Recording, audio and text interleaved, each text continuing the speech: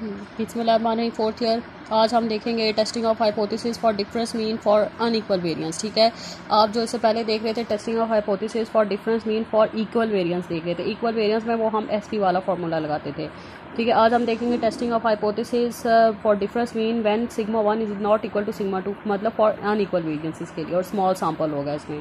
ठीक है क्लास, अगर आपको क्वेश्चन में ये गिवन हो तो आप इससे करते हैं मेथड से, अदरवाइज आप इक्वल वेरिएंस ही करते हैं जिसमें आप एसपी वाला फार्मूला लगाते हैं। तो इसके भी वही सारे मेन स्टेप्स हैं, बस इसका फार्मूला टेस्ट स्टैटिस्टिक्स चेंज होगा। तो फर्स्ट स्टेप वही आप हाइपोथेसिस बनाएंगे 2 टेल या 1 टेल के। दूसरा स्टेप आपका अल्फा होगा। तीसरा स्टेप आपका टेस्ट स्टैटिस्टिक्स। अब इसमें टी का ये फार्मूला का x1 बार माइनस x2 बार माइनस μ1 माइनस μ2। μ1 माइनस μ2 आप अक्सर आपका 0 होता है, अगर आपको कोई वैल्यू दी हो तो आप पुट कर देते हैं। Divided by under root small s1 square by n1 plus small s2 square by n2 with v degree of freedom. अब ये इसका डिग्री ऑफ फ्रीडम ये है।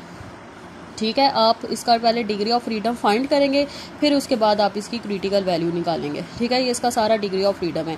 Small s1 square by n1 plus small s2 square by n2 उसका whole square divided by small s1 square by n1 का whole square by n1 minus 1 plus small s2 square by n2 का whole square by n2 minus 1। Fourth step आपका calculation वही, जिस तरह आप इसकी calculated value निकालेंगे और इसकी आपका डिग्री ऑफ फ्रीडम भी आप इसका फाइंड करेंगे। फिफ्थ स्टेप में क्रिटिकल रीजन होगा, वही जिस तरह आपका क्रिटिकल रीजन, जिस तरह आपने पीछे आपको मैंने सारा डिफरेंस मीन के लिए समझाया था, इसका भी सारा वही प्रोसीजर है। और सिक्स स्टेप वही सारा कंक्लूजन, जिस तरह मैंने आपको डिफरेंस मीन का समझाया था। ठीक है क्लास, अब आप इसका एक क्वेश्चन देख लें 18.26। ये इसका अनइक्वल का बस एक ही सवाल है। ठीक है, 18.26 इसमें वो कह रहा है कि आपके पास 2 रैंडम सैंपल है, n1 आपका 9 है, n2 आपका 16 है, x1 बार 75 है, x2 बार 60 है, स्मॉल s1 13.61 है, स्मॉल s2 11.05 है, अल्फा आपका 0.05 है, h नॉट आपने μ1 इज इक्वल टू μ2 लेना है, और अगेंस्ट अल्टरनेटिव x1 आपने μ1 ग्रेटर दैन μ2 लेना है, मतलब ये 1 टेल टेस्ट बन रहा है। उसके बाद अज्यूम दैट पॉपुलेशन है अनइक्वल वेरिएंस,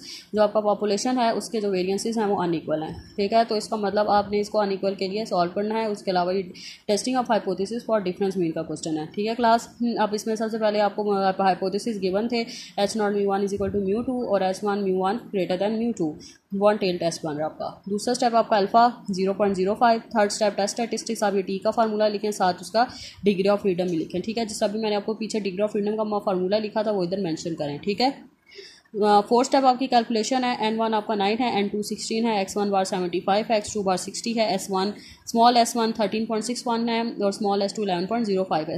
आप टी डिस्ट्रीब्यूशन में जो s की नोटेशन लिखते हैं वो स्मॉल लिखते हैं। ठीक है क्लास, और जो कैपिटल s लिखते हैं वो जी में लिखते हैं। जी में आप कैपिटल s लिखते हैं और टी में आप स्मॉल s से इसको स्टैंडर्ड डेविएशन को रिप्रेजेंट करते हैं।